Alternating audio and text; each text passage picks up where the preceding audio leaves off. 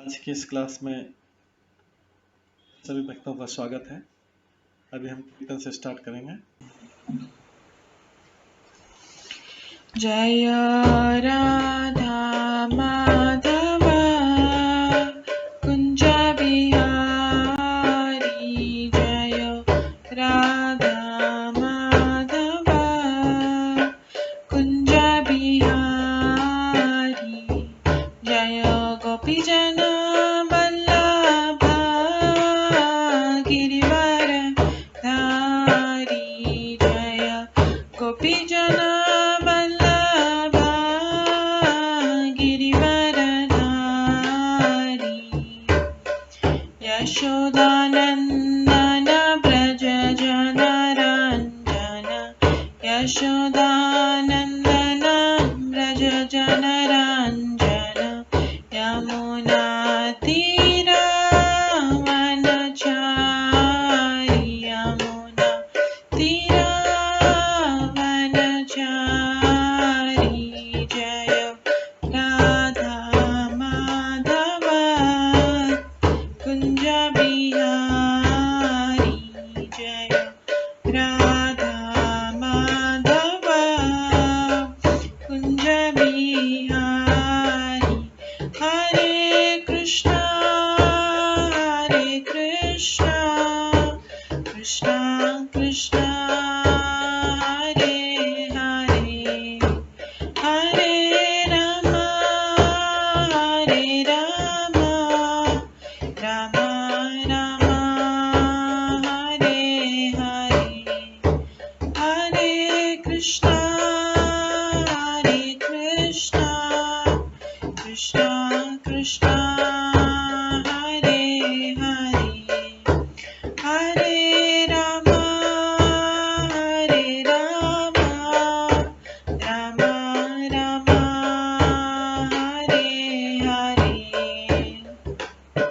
हरे कृष्णा कृष्णा कृष्णा हरे हरे, हरे राम राम राम हरे हरे, हरे कृष्णा कृष्णा कृष्णा हरे हरे, हरे राम राम राम हरे हरे, हरे कृष्णा कृष्णा कृष्णा हरे हरे, हरे राम राम राम हरे हरे, हरे कृष्णा कृष्णा कृष्णा हरे हरे, हरे राम राम राम हरे हरे, हरे कृष्णा कृष्णा कृष्णा हरे हरे, हरे राम राम राम हरे हरे, जय राधा माधव राधे, जय राधा गोविंद राधे, जय गौरनताय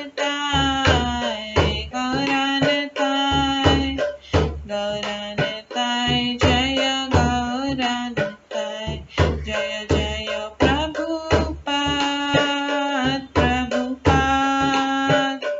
प्रभुपाद जय जय प्रभुपाद, जय जय गुरुदेव जय जय गुरुदेव, नित्य गौर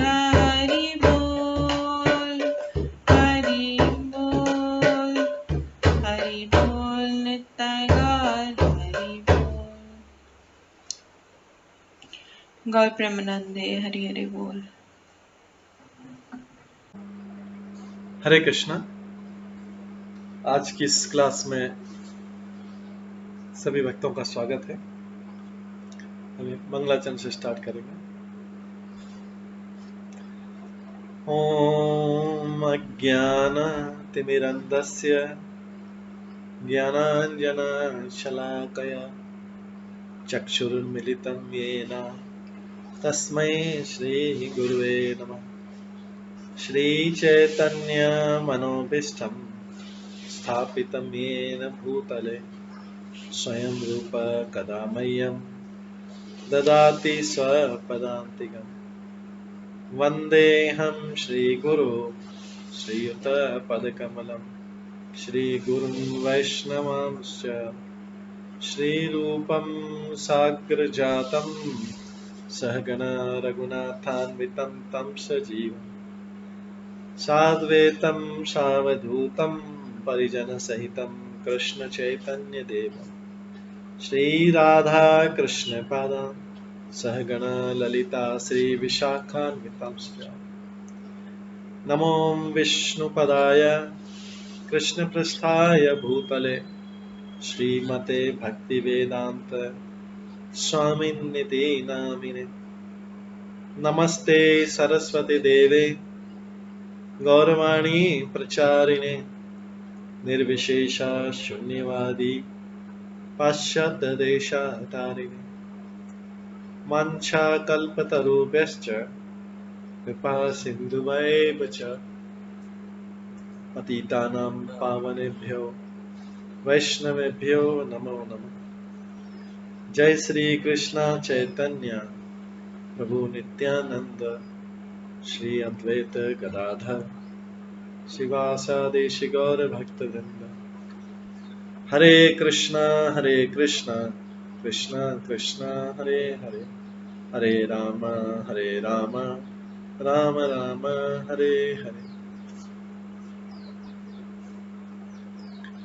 ओम नमो भगवते वासुदेवाय। ओम नमो भगवते वासुदेवाय। ओम नमो भगवते वासुदेवाय। नारायणं नमस्कृत्य नरं चैव नरोत्तमं देवीं सरस्वतीं व्यासं ततो जयमुदीरये। नष्टप्रायेषु भद्रेषु नित्यं भागवत सेवया भगवते उत्तमश्लोके भक्तिर्भवति नैष्ठिकी। कृष्णाय वासुदेवाय देवकी नन्दनाय च नन्दगोपकुमाराय गोविन्दाय नमो नमः। सर्ववेदान्तसारमे श्रीभागवतम् इष्यते तद्रसामृतात् नान्यत्र स्याद्रति क्वचित्। आराध्यो भगवान् ब्रजेश तनयस्तनुधाम वृन्दावन रम्या काचिदुपासना व्रजवधूवर्गेण या कल्पिता।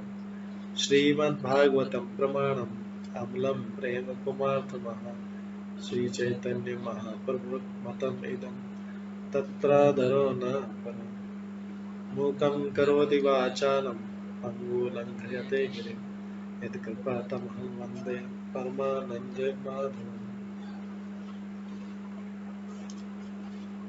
हरे कृष्णा।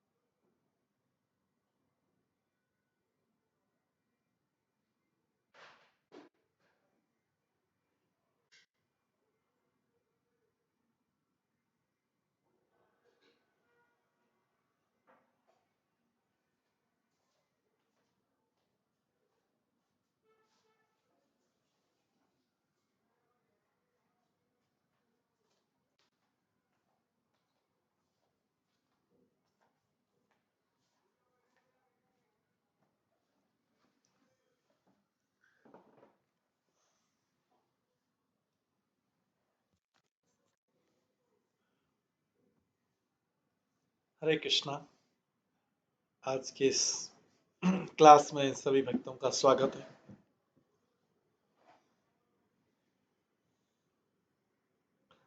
कल हम श्रवण कर रहे थे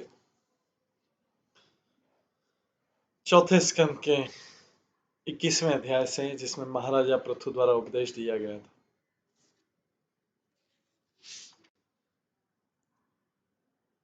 महाराजा पृथु अपने सभासदों को उपदेश देते हैं कि हे प्रियजनों, तुम्हें अपने राजा की मृत्यु के बाद उसके कल्याण के लिए वर्णता आश्रम की अपनी अपनी स्थितियों के अनुसार अपने अपने कर्तव्यों का उचित ढंग से पालन करना चाहिए और उसके साथ ही अपने हृदयों में भगवान का निरंतर चिंतन करना चाहिए। कोई राजा जो अपनी प्रजा को वर्णता आश्रम के अनुसार अपने अपने कर्तव्यों को करने की शिक्षा न देकर केवल उनसे कर और उपकर वसूल करता है, उसे प्रजा द्वारा किए गए अपवित्र कार्यों के लिए दंड भोगना होता है।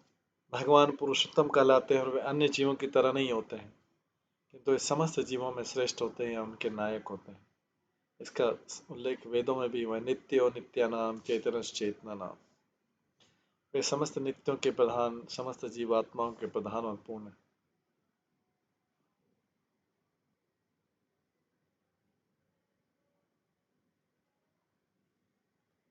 उन्हें अन्य जीवों के मामले में हस्तक्षेप करने का कोई लाभ प्राप्त करने की आवश्यकता नहीं रहती।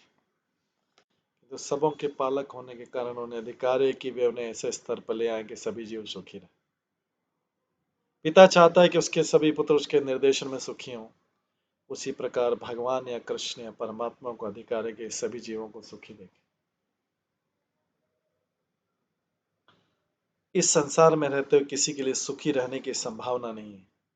पिता तथा पुत्र तो नित्य हैं, किंतु यदि जीवात्मा आनंद तथा ज्ञान से पूर्ण शाश्वत जीवन के पद को प्राप्त नहीं करता तो उसके लिए सुख होने का प्रश्न नहीं उठता।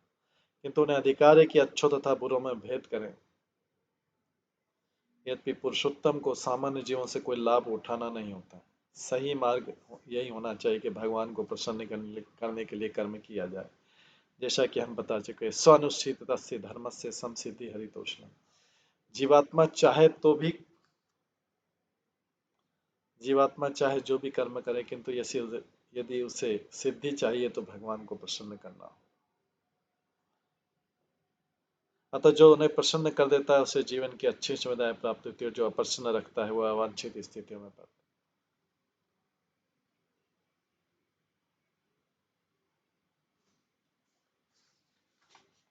अतः निष्कर्ष निकला कि दो प्रकार के कर्म है, संसारी तथा यज्ञार्थ। यज्ञार्थात कर्म, जो कर्म यज्ञ के लिए नहीं होता वह बंधन का कारण बनता है। यज्ञार्थात कर्म ने अन्यत्र लोको यम कर्म बंधन, जो कर्म यज्ञ के लिए नहीं होता वह बंधन का कारण बनता है। विष्णु के यज्ञ हेतु कर्म करना पड़ता है, अन्यथा यह कर्म मनुष्य को भौतिक संसार के बंधन में बांधता है। भागवत, ये कर्म बंधन प्रकृति के कठोर नियमों के अनुसार प्रदान किया जाता है।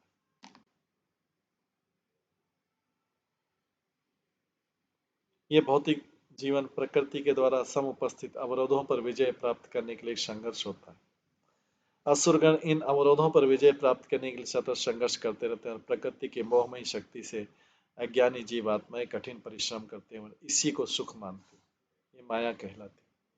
कठिन जीवन संघर्ष के कारण वे पुरुषोत्तम भगवान की सत्ता को अस्वीकार कर देते हैं।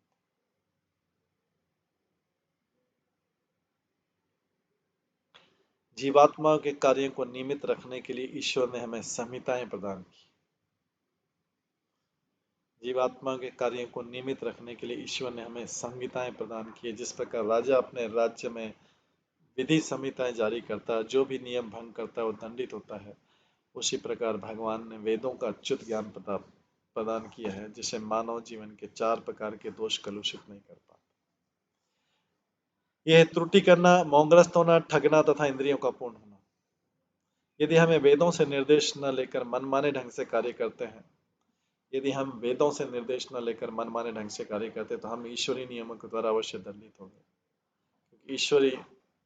ईश्वर 84 लाख योनियां प्रदान कर, प्रकृति द्वारा प्रदत्त शरीर के अनुसार ही भौतिक जीवन अथवा इंद्रिय तृप्ति की क्रिया चलती रहती।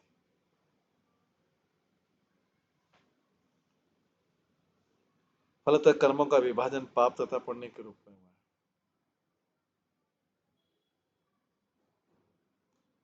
भगवद गीता में स्पष्ट उल्लेख है, ये शांतंतगतम पापम जनानां पुण्य कर्मणाम ते द्वंद्व मोह निर्मुक्ता भजन्ते माम दृढ़व्रता। जिन्होंने पुण्य कर्मों का आचरण किया है और जिनके संपूर्ण पाप नष्ट हो गए हैं, वे द्वंद्व रूप मोह से मुक्त पुरुष निष्ठापूर्वक मेरी सेवा कर।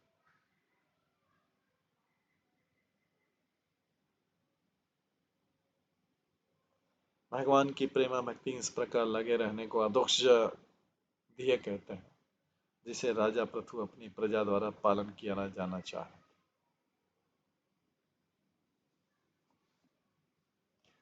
विभिन्न प्रकार के जीव संयोगवश तथा आवश्यकता के कारण नहीं उत्पन्न होते।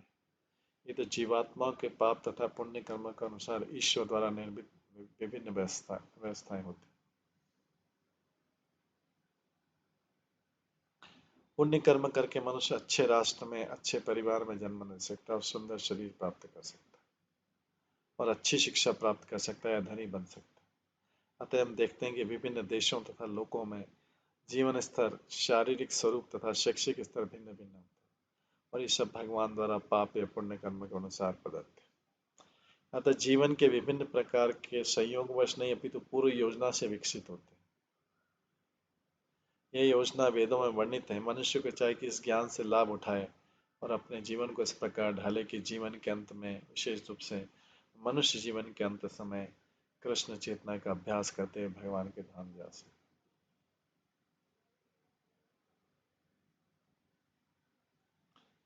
संयोग के सिद्धांत की श्रेष्ठ व्याख्या वैदिक साहित्य में अज्ञात सुकृति शब्दों में प्राप्त, जिससे कर्ता के अनजाने किए गए पुण्य कर्मों का बोध होता है। किंतु कर्म भी पूर्व नियोजित होते हैं। अर्थात उदाहरण, कृष्ण सामान्य मनुष्य के रूप में आते हैं, वे चैतन्य महाप्रभु जैसे भक्त के रूप में आते हैं या फिर अपना प्रतिनिधि गुरु या शुद्ध भक्त के रूप में भेजते हैं। ये भी भगवान द्वारा नियोजित कार्य है। वे प्रचार करने तथा शिक्षा देने आते हैं। अतः परमेश्वर के मायावश पुरुष को उनसे मिलने, बोलने तथा शिक्षा ग्रहण करने का अवसर प्राप्त। और यदि किसी प्रकार से बद्ध जीव ऐसे महापुरुषों की शरण में आता है और उनके घनिष्ठ संपर्क से कृष्ण भक्त बन जाता है, तो वो भौतिक जीवन की परिस्थितियों से बच पाता है। अतः भगवद गीता में भगवान कृष्ण आदेश देते हैं, सर्वधर्मान परित्यज्य माम एकम शरणं व्रज अहम त्वं सर्वपापेभ्यो मोक्षयिष्यामि मा शुचः। सभी प्रकार के धर्मों को छोड़ो और मेरी शरण में आओ, मैं तुम्हें सारे पाप कर्मों से मुक्त कर दूंगा, डरो नहीं। सर्व पापेभ्य का अर्थ है समस्त पाप कर्म पुण्य कार्यों से। जो व्यक्ति शुद्ध भक्त, गुरु या प्रथु महाराज जैसे भगवान के प्रामाणिक अवतार की संगति का लाभ उठाकर ईश्वर की शरण में जाता है, उसकी रक्षा कृष्ण करते हैं और तब उसका जीवन सफल हो जाता है। मनोत्तान पादस्य ध्रुवस्य अपि महीपते प्रिय व्रतस्य राजऋषे अंगस्य अस्मत् पितु पितु पितु ईदृशानाम् अथ अनिश्याम् अजस्य च भवस्य च प्रहलादस्य बले च अपि कृत्यम् अस्ति गदाव्रता। इसकी पुष्टि न केवल वेदों के साक्ष्य से होती अपितु मनु, तानपा, ध्रुव, प्रीव तथा मेरे पितामह अंग एवं महाराज प्रहलाद तथा बलि जैसे अन्य महापुरुष तथा सामान्य व्यक्तियों के व्यक्तिगत आचरण द्वारा। ये सभी आस्तिक थे और गदाधारी भगवान के अस्तित्व में विश्वास करने वाले थे।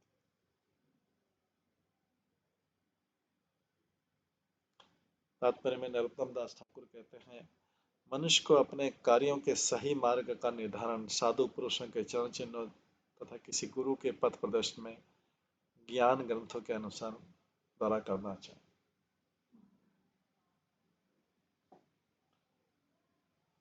साधु शास्त्र गुरु वाक्य, साधु पुरुष वैदिक आदेशों को प्रमाण मानकर तथा गुरु महापुरुषों के जीवन से उदाहरण लेकर समुचित निर्देशन करता है।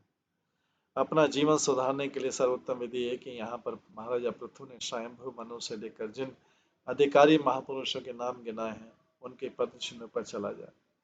जीवन में सबसे सुरक्षित मार्ग है कि श्रीमद् भागवतम में उल्लिखित महापुरुषों का अनुसरण किया जाए।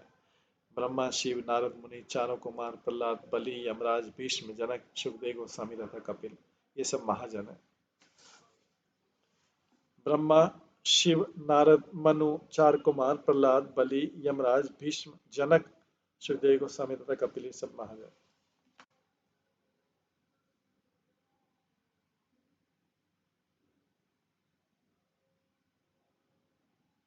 दोहित्रादिन ऋते मृत्यो शोच्यान धर्म विमोहितान वर्ग स्वर्ग अपवर्गाणां प्रायेण एकात्म्य हेतुना। यद्यपि धर्म के पथ पर साक्षात मृत्यु के दोहित्र तथा मेरे पिता वेन जैसे शोचनीय पुरुष मोहग्रस्त हो जाते हैं। यद्यपि धर्म के पथ पर साक्षात मृत्यु के दोहित्र तथा मेरे पिता वेन जैसे शोचनीय पुरुष मोहग्रस्त हो जाते हैं, किंतु ऊपर जिन समस्त महापुरुषों को उल्लेख हुआ है वे स्वीकार करते हैं कि चतुर्वर्गों का अर्थ का अथवा स्वर्ग के एकमात्र दाता पूर्ण पुरुषोत्तम परमेश्वर। यद्यपि धर्म के पथ पर साक्षात मृत्यु के दोहित्र तथा मेरे पिता वेन जैसे शोचनीय पुरुष मोहग्रस्त हो जाते हैं, तो ऊपर जिन समस्त महापुरुषों का उल्लेख हुआ है वे स्वीकार करते हैं कि चतुर्वर्गों धर्म, अर्थ, काम तथा मोक्ष का अथवा स्वर्ग के एकमात्र दाता पूर्ण पुरुषोत्तम पद।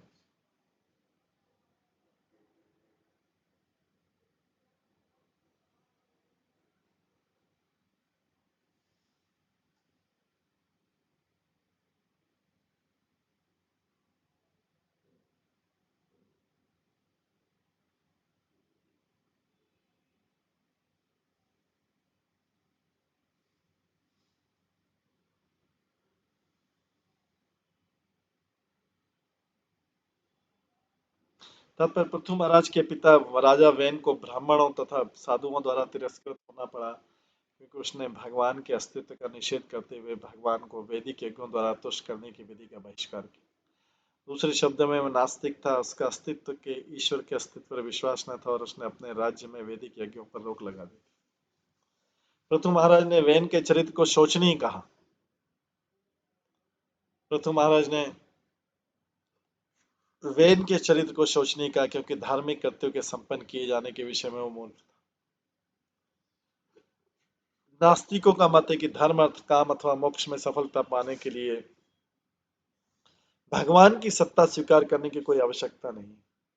उनके अनुसार धर्म का उद्देश्य काल्पनिक ईश्वर की स्थापना है जो मनुष्य को सच्चरित्र, ईमानदार तथा न्यायप्रिय बनने के लिए प्रेरित करता है, जिससे सामाजिक व्यवस्था शांति के साथ चलती रहे।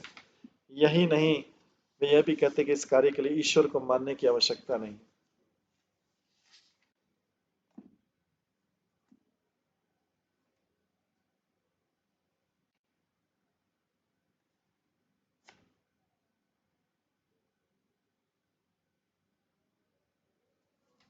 यही नहीं, वे भी कहते हैं कि इस कार्य के लिए ईश्वर को मानने की आवश्यकता नहीं, क्योंकि सच्चरिता तथा नैतिकता के नियमों का अनुपालन पर्याप्त होगा। इस प्रकार अच्छी अच्छी योजनाएं बनाकर यदि आर्थिक विकास के लिए श्रम किया जाए तो स्वतः आर्थिक उन्नति हो जाएगी। इसी प्रकार इंद्रिय तृप्ति ईश्वर की कृपा के अधीन नहीं, क्योंकि यदि कोई चाहे किसी भी साधन से प्रचुर धन अर्जित कर सकता है तो उसे इंद्रिय तृप्ति के अनेक अवसर प्राप्त होंगे। जहां तक मोक्ष का प्रश्न है, उनका कथन है कि मोक्ष की बात करने की कोई आवश्यकता नहीं, क्योंकि मरने के बाद सब कुछ समाप्त हो जाता है। किंतु महाराजा पृथु ने ऐसे नास्तिकों के प्रमाण को, जिनका अग्रणी मृत्यु का दोहित्र तथा उसका पिता वेन था, नहीं स्वीकार किया। सामान्यतः पुत्री पिता के गुण अर्जित करती है और पुत्र अपनी माता के गुण पाता है। इस प्रकार मृत्यु की पुत्री शून्यता को अपने पिता के सारे गुण मिले और वेन ने माता के गुणों को उत्तराधिकार में पाया।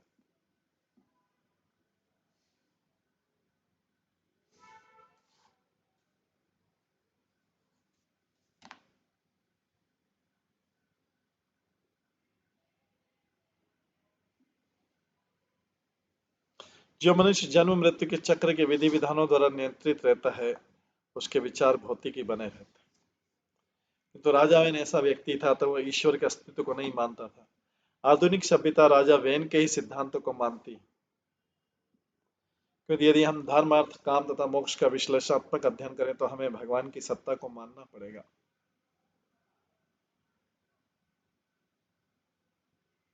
हमें भगवान की सत्ता को मानना पड़ेगा।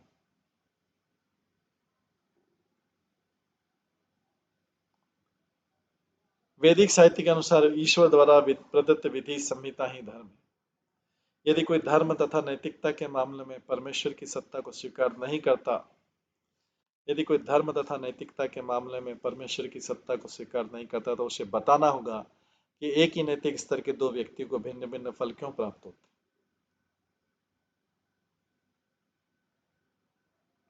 ये सामान्य रूप से देखा जाता है कि यदि दो व्यक्तियों की नैतिकता, ईमानदारी तथा सदाचार का स्तर एक सा हो तो भी उनके पद एक से नहीं। इसी तरह आर्थिक विकास के क्षेत्र में देखा जाता है कि यदि दो पुरुष समान रूप से अहर्निश श्रम करें तो भी परिणाम एक से नहीं होते। एक व्यक्ति बिना काम किए ऐश्वर्यवान हो सकता है, जबकि दूसरा व्यक्ति कठिन श्रम करके भी पेट भोजन भर नहीं पाता। यदि दो पुरुष समान रूप से अहर्निश श्रम करें तो भी परिणाम एक से नहीं रहते।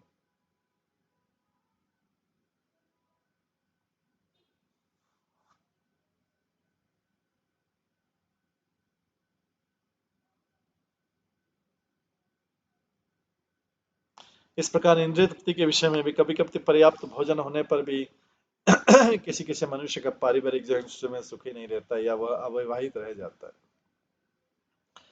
जबकि दूसरा मनुष्य आर्थिक स्थिति के ठीक न होने पर भी इंद्रिय तृप्ति के अवसर प्राप्त करता है। मनुष्य की अपेक्षा कुकर या शुकर जैसे पशुओं को भी इंद्रिय तृप्ति के अधिक अवसर प्राप्त होते हैं। यदि हम मोक्ष को छोड़ दे तो केवल जीवन की मूल आवश्यकताएं का विचार करें तो हम देखेंगे कि प्रत्येक के लिए एक समान नहीं होती। अतः मानना नहीं होगा कि कोई न कोई ऐसा है जो विभिन्न स्तरों को निश्चित करता है।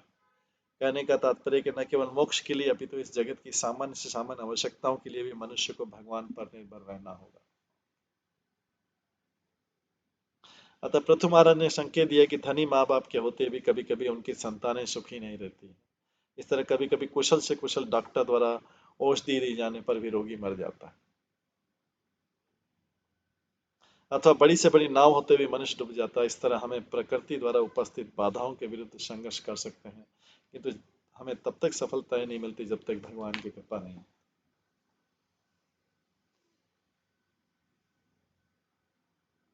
यत् पाद सेवाभिरुचि तपस्विनाम् अशेष जन्म उपचितम् अलम् हि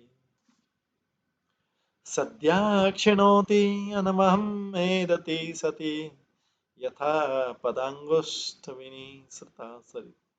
भगवान के चरण कमलों की सेवा के लिए अभिरुचि होने से, भगवान के चरण कमलों की सेवा के लिए अभिरुचि होने से संतप्त मनुष्य अपने मन में असंख्य जन्मों से संचित मल को शीघ्र ही धो सकते हैं। जिस तरह भगवान के चरण कमलों के अंगूठे से निकलने वाला गंगा जल सब मल को धो देता है, उसी प्रकार इस विधि से मन तुरंत ही स्वच्छ हो जाता है और धीरे धीरे आध्यात्मिक अथवा कृष्ण चेतना का विकास होता है। भगवान के चरण कमलों की सेवा के लिए अभिरुचि होने से समतत्व मनुष्य अपने मन में असंख्य जन्मों से संचित मल को शीघ्र धो सकता है। जिस तरह भगवान के चरण कमलों के अंगूठों से निकलने वाला गंगा जल सब मलों को धो देता है, उसी प्रकार इस विधि से मन तुरंत ही स्वच्छ हो जाता है। धीरे धीरे आध्यात्मिक अथवा कृष्ण चेतना का विकास।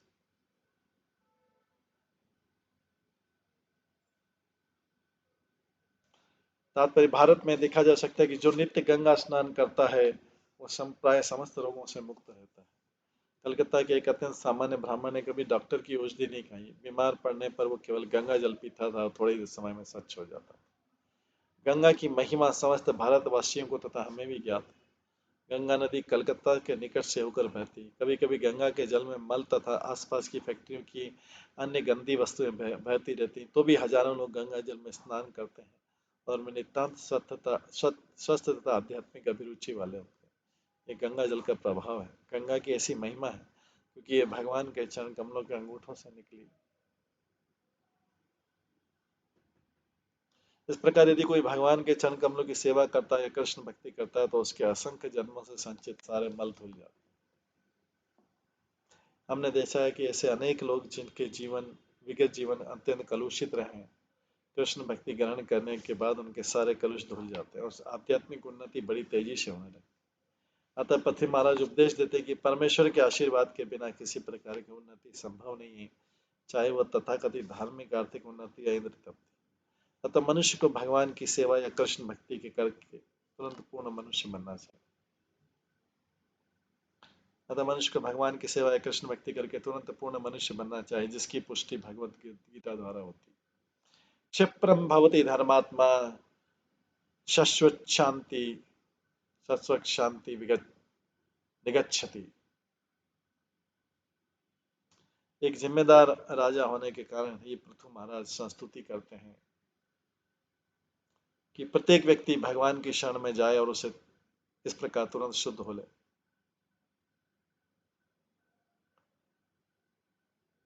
श्री कृष्ण भी भगवत गीता में कहते हैं कि केवल उनकी सेवा करने से ही मनुष्य के सारे कर्म फल दूर हो जाते हैं। जिस प्रकार उनकी शरण जाने पर श्री कृष्ण किसी मनुष्य के समस्त पाप कर्मों के फल को दूर कर देते हैं, उसी प्रकार श्री कृष्ण का प्रतिनिधि भी है जो भगवान की कृपा के रूप में कार्य करता है। शिष्य को दीक्षित करने के बाद उसके पापमय जीवन के समस्त कर्म फलों को हर लेता है। इस प्रकार यदि शिष्य गुरु द्वारा बताए गए नियमों का पालन करता है तो शुद्ध रहता है और भौतिक कलमश से दूषित नहीं होता। इसलिए श्री चैतन्य महाप्रभु ने कहा है कि गुरु को जो सदैव श्री कृष्ण के प्रतिनिधि का कार्य करता है, शिष्य के सारे पापों को समाप्त करना होता है। कभी कभी गुरु को अपने शिष्यों के पापों से अभिभूत होकर स्वयं कष्ट उठाना पड़ता है। इसलिए चैतन्य महाप्रभु ने सलाह दी है कि अधिक शिष्य न बनाया जाए।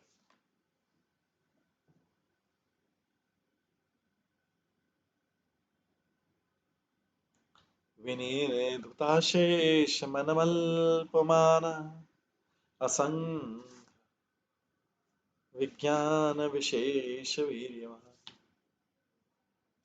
यतं ह्रीमूले कृतकेतनः पुनः न संसृतिं क्लेशवहां प्रपद्ये। जब भक्त पूर्ण पुरुषोत्तम भगवान के चरण कमलों की शरण में आ जाता है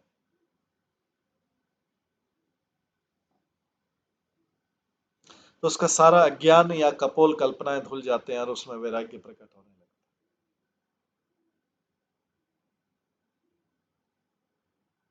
जब भक्त पूर्ण पुरुषोत्तम भगवान के चरण कमलों की शरण में आ जाता है तो उसका सारा ज्ञान या कपोल कल्पनाएं भूल जाते हैं और उसमें वैराग्य प्रकट होने लगता है। यह तभी समय जब वह भक्ति योग के अभ्यास से परिपुष्ट हो ले। एक बार भगवान के चरण कमलों की शरण ग्रहण लेने पर भक्त कभी भी संसार में लौटना नहीं चाहता। ये संसार जो 3 प्रकार के तापों से भरा हुआ है।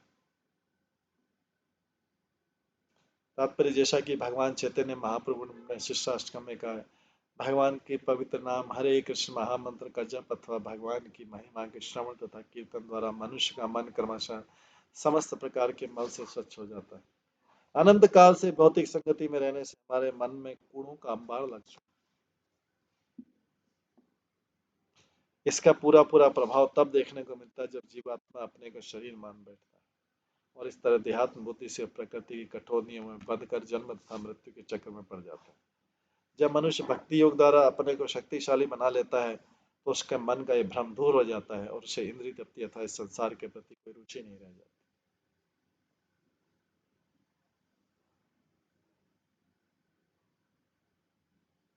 भक्ति का लक्षण है वैराग्य तथा ज्ञान। मनुष्य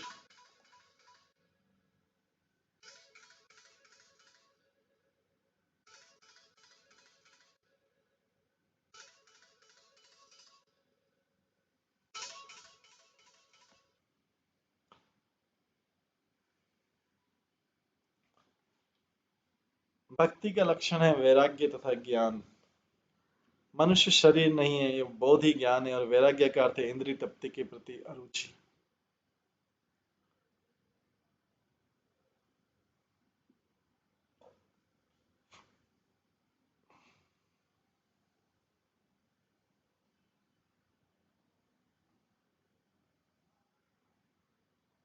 भाव बंधन से विलग होने के दोनों मूल सिद्धांत भक्ति योग के बल पर फलीभूत हो सकते हैं। इस प्रकार जब भक्त भगवान के चरण कमलों की प्रेमा भक्ति में स्थिर हो जाता है तो शरीर त्याग के बाद वह संसार में पुनः नहीं आता है, जिसकी पुष्टि भगवत गीता में भगवान द्वारा हुई। इस श्लोक में आगत विज्ञान शब्द का विशेष महत्व है। जब मनुष्य अपने को शरीर नहीं मानता तो वो जो आध्यात्मिक विज्ञान प्राप्त करता है वो ज्ञान है और इसी की व्याख्या भगवत गीता में ब्रह्मभूत के रूप में की। भौतिक संसार की बद्ध अवस्था में आध्यात्मिक ज्ञान प्राप्त नहीं हो सकता क्योंकि मनुष्य अपनी भौतिक पहचान बनाए रखना चाहता है। भौतिक संसार तथा आध्यात्मिक संसार के अंतर का बोध ही ज्ञान है। ज्ञान प्राप्त करने के लिए अथवा ब्रह्मभूत अवस्था प्राप्त कर लेने पर अंततः भक्ति की प्राप्ति होती है, जिसमें मनुष्य को अपनी स्थिति तथा भगवान की स्थिति का पूरा पूरा ज्ञान हो जाता है। यहाँ पर बोध विज्ञान विषय के रूप में व्याख्यात हुआ है। अतः भगवान का कथन है मेरा ज्ञान ही मेरा ज्ञान ही विज्ञान है। दूसरे शब्दों में जब मनुष्य परमेश्वर के वैज्ञानिक ज्ञान से युक्त हो जाता है तो उसका मोक्ष सुनिश्चित। मनुष्य भक्ति योग के द्वारा आध्यात्मिक जीवन में अपनी प्रगति को प्रत्यक्ष देख सकता है। अन्य योगों जैसे कर्मी योग, ज्ञान योग तथा ध्यान योग में अपनी उन्नति के विषय में सुनिश्चित नहीं हो पाता, किंतु भक्ति योग में उसे उसी प्रकार अपनी उन्नति का पता लग जाता है जिस प्रकार भोजन करने वाले को पता लग जाता है उसकी भूख तुष्ट हो गई। भोग तथा भौतिक संसार पर अधिकार करने की झूठी क्षुधा वासना तथा ज्ञान की प्रमुखता के कारण होती है। भक्ति योग से इन दोनों में कमी आती है और मनुष्य सत्वगुण में स्थित हो जाता है। इसको पार कर देने पर शुद्ध सत्व में पहुंच जाता है जो भौतिक गुणों से कलुषित नहीं होता। इस प्रकार स्थित होकर भक्त के सारे संदेह चले जाते हैं। उसे पता रहता है कि उस भौतिक जगत में फिर से नहीं लौटे। तमेव यूयं भजतात्मवृत्तिभिः मनोवचः काय गुणेष्वकर्मभिः अमायिनः कामदुगाग्निपङ्कजं यथाधिकारावसितार्थसिद्धये। पृथु महाराज ने अपने प्रजाजनों को उपदेश दिया, तुम सबों को अपने मन वचन देह तथा कर्मों के फल सहित सदैव खुले मन से भगवान की भक्ति करनी चाहिए। तुम सब अपनी सामर्थ्य तथा वृत्ति पर कार्य के अनुसार पूरे विश्वास तथा बिना हिचक के भगवान के चरण कमलों की सेवा में संलग्न रहो, तब निश्चय ही तुम्हें अपने अपने जीवन उद्देश्य प्राप्त करने में सफलता प्राप्त होगी। तात्पर्य जैसा कि भगवद गीता के 18वें अध्याय में कहा गया, स्वकर्मणा तमभ्यर्च्य, मनुष्य को अपने वृत्तिपूर्वक कार्यों द्वारा भगवान की पूजा करनी होती।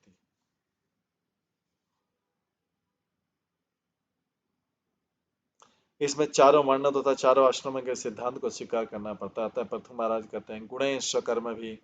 इस पदांश की व्याख्या भगवद गीता में इस प्रकार है, चातुर्वर्ण्यम मया सृष्टम गुण कर्म विभागश। भगवान द्वारा प्राकृतिक गुणों तथा उन गुणों के अंतर्गत विशिष्ट कर्तव्य के अनुसार चारों जातियां बनाई गई। जो व्यक्ति सतगुणी होते हैं वो निश्चित रूप से अन्यों की अपेक्षा अधिक बुद्धिमान है।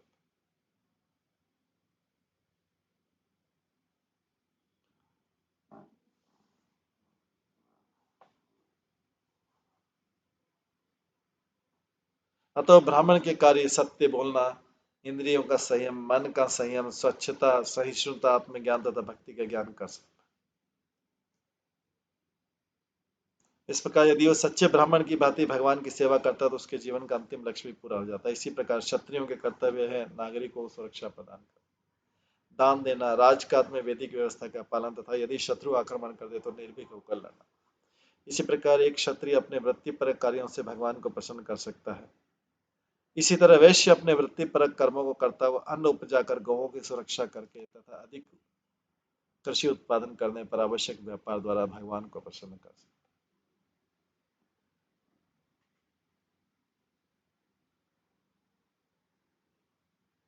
क्योंकि शूद्रों की अधिक बुद्धि नहीं होती, अतः उन्हें सामाजिक जीवन के उच्च स्तरों की सेवा करने के लिए श्रमिक की भांति लगे रहना चाहिए। प्रत्येक व्यक्ति का लक्ष्य भगवान को अपने मन वचन कर्म से प्रसन्न करना होना चाहिए। जिस प्रकार शरीर के 4 विभाग हैं, सिर, हाथ, पेट तथा पांव, उसी प्रकार मानव समाज में मनुष्यों के भौतिक गुणों तथा वृत्तिपरक कर्मों के अनुसार 4 श्रेणियों में बटा। इस तरह ब्राह्मणों को सिर का, क्षत्रियों को भुजाओं को, वैश्यों को पेट का तथा शूद्रों को पैरों का कार्य करना पड़ता है। जीवन के निर्दिष्ट कर्मों को करते समय न कोई छोटा है न कोई बड़ा है। हाँ, इसमें उच्चता तथा निम्नता जैसे विभाग होते हैं, किंतु भगवान को प्रसन्न करने का एकमात्र लक्ष्य होने से उनमें कोई अंतर नहीं पड़ता। यहाँ ये प्रश्न उठाए जा सकते कि जब ब्रह्मा, शिव तथा अन्य बड़े बड़े देवता भगवान की पूजा करते हैं, ऐसा माना जाता है, तो फिर इस लोक का सामान्य व्यक्ति उनकी सेवा किस प्रकार कर सकता है? इसकी स्पष्ट व्याख्या पृथु महाराज ने यथाधिकार शब्द के द्वारा प्रयोग की, जिसका अर्थ है अपने अपने सामर्थ्य के अनुसार। यदि कोई निष्ठापूर्वक अपना कर्तव्य पूरा करे तो वही पर्याप्त होगा। उसे न तो ब्रह्मा बनने की आवश्यकता, न ही शिव, इंद्र, चैतन्य या रामानुजाचार्य, जिनकी सामर्थ्य हम सबों से निश्चय ही बहुत अधिक। यहाँ तक कि भौतिक गुणों के अनुसार जीवन के सबसे नीचे स्तर पर स्थित शूद्र भी वही सफलता प्राप्त कर सकता है। कोई भी व्यक्ति भक्ति में सफलता प्राप्त कर सकता है यदि इसमें द्विधा न रहे। यहाँ बताया गया कि मनुष्य को स्पष्ट वक्ता तथा खुले दिमाग वाला होना चाहिए। अमायिए न शब्द भक्ति में सफलता प्राप्त करने के लिए जीवन के निम्न स्तर पर स्थित कोई अयोग्यता नहीं। उसके लिए एकमात्र योग्यता है वो निष्कपट हो, उसमें हिंसक न हो, फिर चाहे वो ब्राह्मण हो, क्षत्रिय, वैश्य अथवा शूद्र। तब वो गुरु के निर्देशन में अपना वृत्तिपरक कर्म करता हुआ जीवन की उच्चतम सफलता प्राप्त कर सकता। भगवद गीता में भगवान ने स्वयं पुष्टि की, स्त्रियो वैश्या तथा शूद्रास्ते अपि यान्ति पराम गति। भगवान ने स्वयं पुष्टि की, स्त्रियो वैश्या तथा शूद्रास्ते अपि यान्ति पराम गति। चाहे कोई ब्राह्मण हो या कि क्षत्रिय, वैश्य, शूद्र अथवा निचले दर्ज की स्त्री, इसमें कोई अंतर नहीं आता। यदि कोई शरीर, मन तथा बुद्धि से गंभीरता पूर्वक भक्ति में प्रवृत्त होता है तो अवश्य भगवान के धाम वापस जाता है।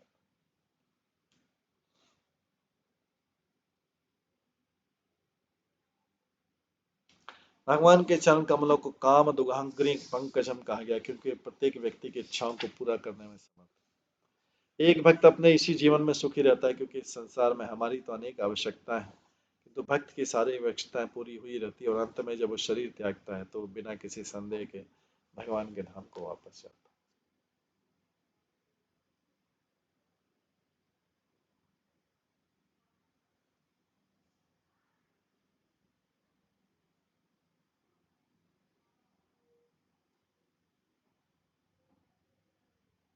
असो हि अनेकः गुणगुणोद्भर पृथक् विधद्रव्य गुणक्रियाक्तिभिः सम्पद्यते आशयलिङ्गनामभिः विशुद्ध विज्ञान घन स्वरूपतः। भगवान दिव्य वे इस भौतिक जगत द्वारा कलुषित नहीं होते हैं। यद्यपि वे घनीभूत आत्मा है जिसमें कोई भौतिक विविधता नहीं है, किंतु फिर भी बद्ध जीव के लाभ हेतु वे विभिन्न भौतिक तत्वों, अनुष्ठानों तथा मंत्रों द्वारा यज्ञकर्ता के मनोरथ एवं उद्देश्य करने के अनुसार विविध नामों से देवताओं को समर्पित होने वाले यज्ञों को स्वीकार कर। तात्पर्य वेदों में भौतिक संपन्नता के लिए विभिन्न प्रकार की यज्ञों की संस्तुतियां की गई। भगवद गीता में इसकी पुष्टि की गई कि ब्रह्मा ने मनुष्यों तथा देवताओं समेत जीवात्मा को उत्पन्न किया। उन्होंने अपनी अपनी आवश्यकता आकांक्षा के अनुसार यज्ञ करने का उपदेश दिया। सह यज्ञा प्रजा सृष्टा इन्हें यज्ञ कहा गया क्योंकि वे भगवान विष्णु को तुष्ट करने के लिए संपन्न किए जाते हैं।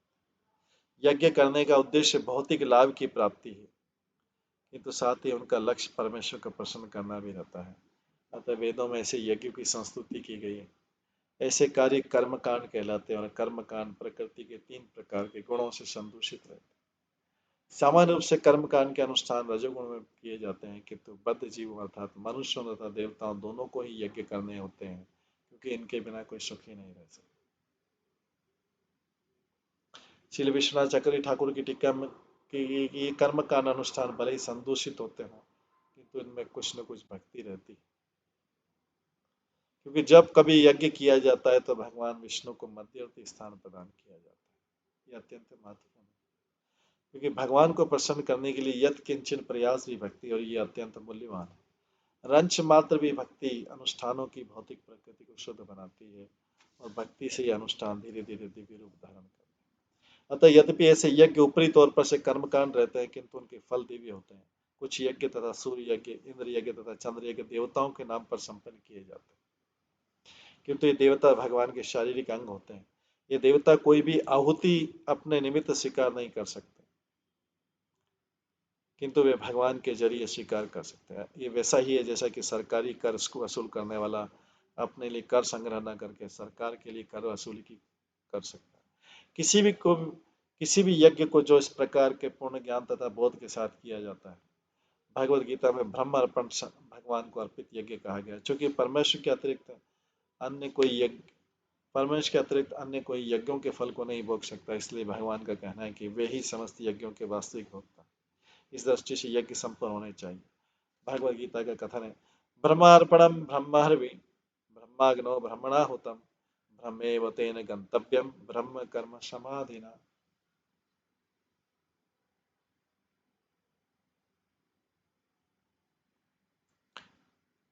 जो कृष्ण भावनावत में पूर्णतः मग्न है, उस पुरुष के लिए भगवत धाम की प्राप्ति निश्चित है, क्योंकि वह उन ब्रह्म रूप क्रियाओं के परायण रहता है जिसमें ब्रह्म ही अग्नि रूपी गति और अर्पित हवि भी ब्रह्म में।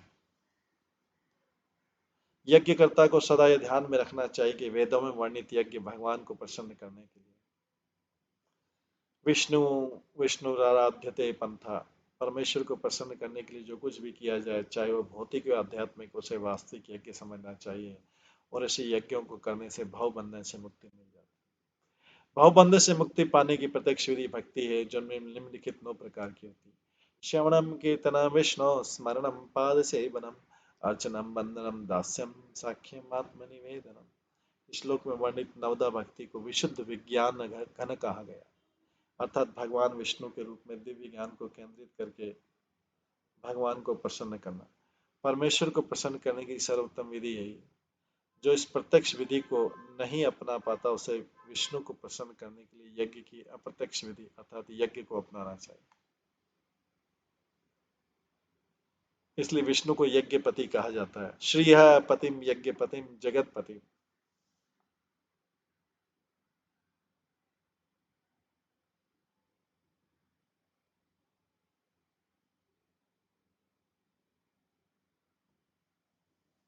परम पुरुषोत्तम भगवान का गहन विज्ञान सर्वोच्च बिंदु केंद्र पर संकेतित है। उदाहरणार्थ औषधि विज्ञान कुछ वस्तुओं को ऊपर ऊपर जानता है, किंतु डॉक्टर लोग ठीक से नहीं जानते कि शरीर के भीतर क्या हो रहा है।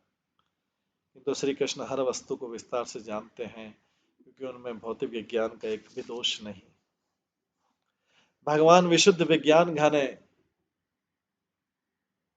अतः यद्यपि वे कर्मकांडी योगों को स्वीकार करते हैं, तो भी वे दिव्य पद पर बने रहते। फलतः अनेक गुणों से भगवान के बहुत से दिव्य गुणों का परिचय मिलता है, क्योंकि भौतिक गुणों से अप्रभावित रहते हैं।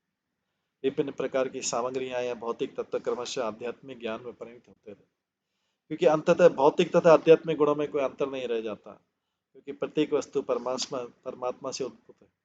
उत्तर तो साक्षात्कार तथा शुद्धि की विधि से इसका बोध होता है। इसका एक ज्वलंत उदाहरण ध्रुव महाराज है, जिन्होंने भौतिक लाभ के लिए वन में जाकर ध्यान धारण किया, किंतु अंत में आध्यात्मिक रूप से इतने आगे बढ़ गए कि भौतिक लाभ के लिए उन्होंने किसी प्रकार के वर की चाह नहीं की। वे तो परमेश्वर की संगति से ही परम तुष्ट थे। आशय करते संकल्प सामान्य रूप से बद्ध जीव में भौतिक लाभ का संकल्प होता है, किंतु जब यज्ञ के द्वारा भौतिक लाभ की आकांक्षाएं तुष्ट हो जाती है, तो मनुष्य उत्तरोत्तर आत्म पद को प्राप्त होता है, तब उसका जीवन पूर्ण बन जाता है। श्रीमद् भागवत में संस्कृति की अकाम सर्व कामो वा मोक्ष काम उदारधि, अकाम सर्व कामो वा मोक्ष काम उदारधि, तीव्रेण भक्ति योगेन यजेत पुरुषम परम। प्रत्येकचारी चाहे वह काम भक्त हो, सर्व काम हो, कर्मी हो अथवा मोक्ष काम ज्ञानी हो, भक्ति की प्रत्यक्ष विधि द्वारा तीव्रेण भक्ति योगेन, भक्ति की प्रत्यक्ष विधि द्वारा भगवान की उपासना के लिए प्रोत्साहित हो, तीव्रेण भक्ति योगेन यजेते पुरुषम परम, भक्ति की प्रत्यक्ष विधि द्वारा भगवान की उपासना के लिए प्रोत्साहित हो।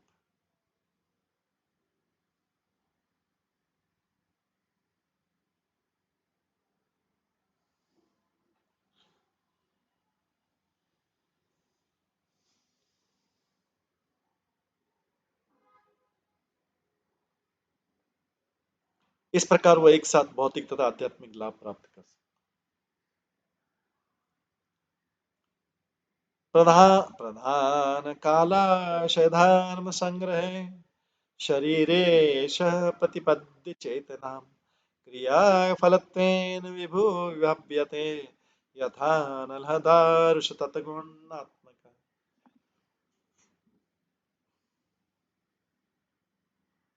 भगवान सर्वव्यापी है, किंतु प्रकृति काल अभिलाषा तथा वृत्ति पर कर्मों के संयोग से उत्पन्न विभिन्न प्रकार के शरीरों में भी प्रकट होता है। इसी प्रकार विभिन्न प्रकार की चेतनाएं विकसित होती हैं। जिस प्रकार विभिन्न आकार प्रकार वाले काष्ठ खंडों में एक सी अग्नि विभिन्न रूपों में प्रकट होती है। भगवान सर्वव्यापी है, किंतु प्रकृति काल अभिलाषा तथा वृत्ति पर कर्मों के संयोग से उत्पन्न विभिन्न प्रकार के शरीरों में भी प्रकट होती है। इसी प्रकार विभिन्न प्रकार की चेतना विकसित होती है। जिस प्रकार विभिन्न आकार प्रकार वाले काष्ठ खंडों में एक सी अग्नि विभिन्न रूपों में प्रकट होती है। भगवान प्रत्येक जीव के भीतर परमात्मा रूप में निरंतर वास करते हैं। प्रत्येक जीव प्रकृति द्वारा प्रदत्त भौतिक शरीर के अनुसार जागरूक होता है। भौतिक अवयव काल के वेग से सक्रिय होते हैं और इस तरह प्रकृति के तीन गुण प्रकट होते हैं।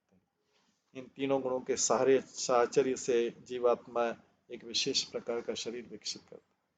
पशु जीवन में तमोगुण इतना प्रधान रहता है कि परमात्मा का बोध नहीं हो पाता, यद्यपि पशु के हृदय में विद्यमान रहता है, किंतु मनुष्य जीवन में चेतना के विकसित होने के फलस्वरूप मनुष्य अपने कर्मों से तमो तथा रजोगुण को लांघ कर सतोगुण को प्राप्त कर सकता है। इसलिए हर किसी व्यक्ति को सलाह दी जाती है कि वह आध्यात्मिक रूप से प्रगत व्यक्तियों का संग करे।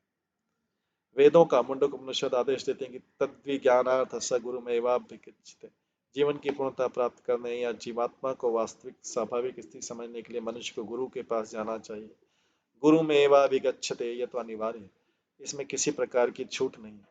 इसका भाव तो यही होता है कि मनुष्य को गुरु के पास जाना चाहिए, क्योंकि इस प्रकार की संगति से मनुष्य में भगवान के प्रति चेतना जागृत है। ऐसी चेतना की परम सिद्धि कृष्ण भावना मत कहलाती है। प्रकृति द्वारा दिए गए शरीर के अनुसार चेतना बनती है। जिस प्रकार की चेतना विकसित होती है उसी के अनुसार कार्य होते हैं, और इन कार्यों की शुद्धता के अनुसार ये प्रत्येक हृदय में विद्यमान भगवान का साक्षात्कार। यहाँ पर दिया गया उदाहरण अत्यंत उपयुक्त है। अग्नि वही रहती है, किंतु ईंधन या काष्ठ के अनुसार अग्नि सीधी, मुड़ी, छोटी, बड़ी होती है।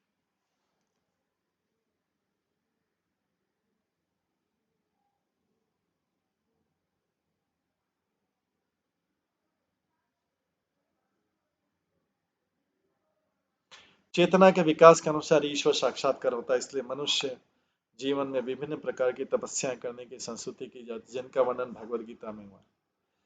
निसैनी की तरह योग की भी अनेक सीढ़ियां हैं, जिनसे चढ़कर ऊपर तक पहुंचा जा सकता है, और इन्हीं सीढ़ियों के स्तर के अनुसार व्यक्ति कर्म योग, ज्ञान योग, ध्यान योग, भक्ति योग में स्थित मानता है। निसंदेह भगवान के साक्षात्कार की निशानी में सबसे ऊपरी सीढ़ी भक्ति योग की।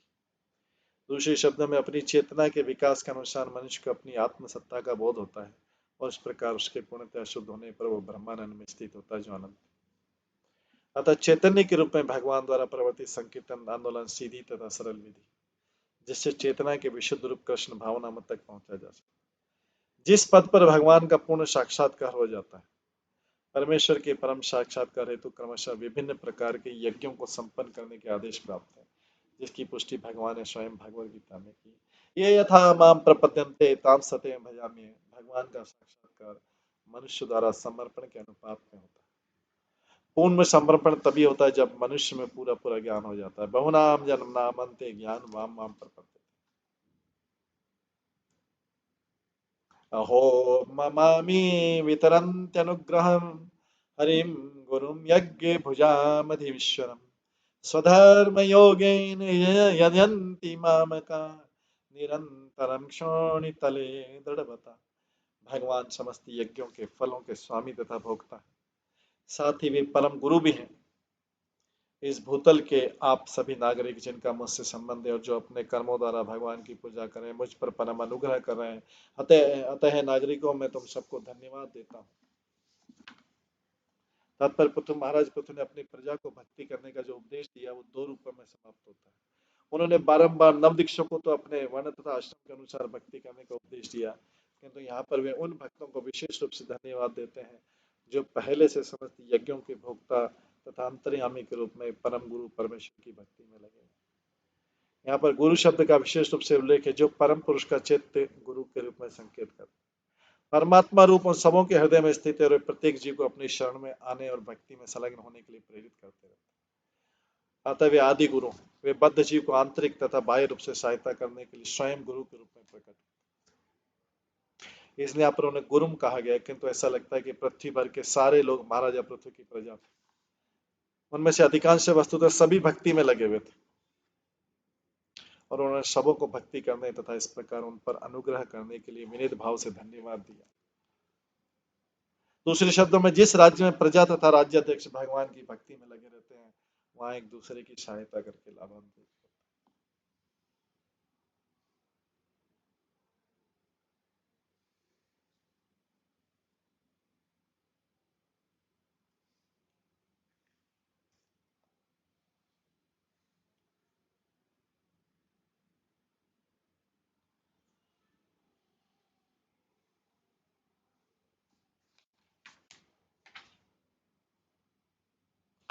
मां जातु तेज प्रभवेत महारद्वी तितीक्षया तपसा विद्या च देदीप्तिमाने अजीत देवतानां कुले स्वयं राजकुलाद्विजानां। ब्राह्मण तथा वैष्णव अपनी सहिष्णुता, तपस्या, ज्ञान तथा शिक्षा जैसे गुणों के द्वारा स्वयं ही महिमा मंडित होते। ब्राह्मण तथा वैष्णव अपनी सहिष्णुता, तपस्या, ज्ञान तथा शिक्षा जैसे गुणों के द्वारा स्वयं ही महिमा मंडित होते। इन दिव्य रिद्धियों के कारण वैष्णव राजकुल से अधिक शक्तिशाली होता है। अतः सलाह दी जाती है कि राजकुल इन दोनों कुलों पर अपना शौर्य प्रदर्शित न करे और उनको अपमानित करने से बचे।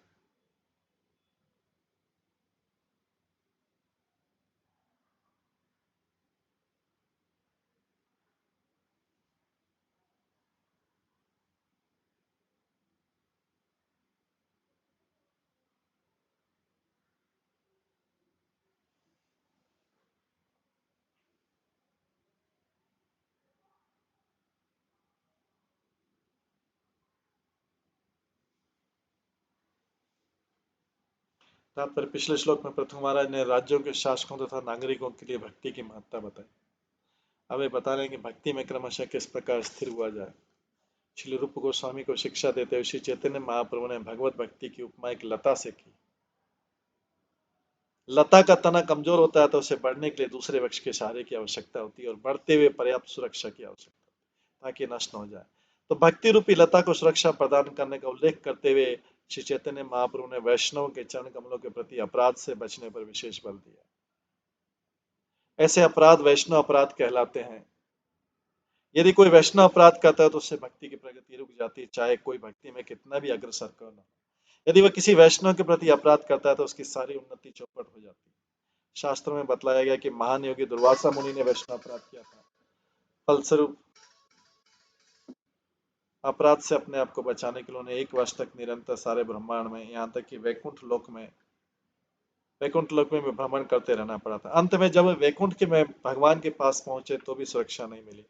अतः वैष्णव के चरणों के प्रति अपराध न करने के लिए सतर्क रहना चाहिए। सबसे जघन्य वैष्णव अपराध गुरु अपराध है, जो गुरु के चरणों पर किया जाता है। भगवान के पवित्र नाम का जप करते हैं गुरु अपराध अत्यंत जघन्य माना जाता है। गुरु अवज्ञा श्रुति शास्त्र निंदनम पवित्र नाम के जप के विपरीत जो 10 अपराध किए जाते हैं उनमें प्रमुख है गुरु की अवज्ञा तथा साहित्य की निंदा। इस प्रकार से पृथु महाराज का ये उपदेश दिया जा रहा है।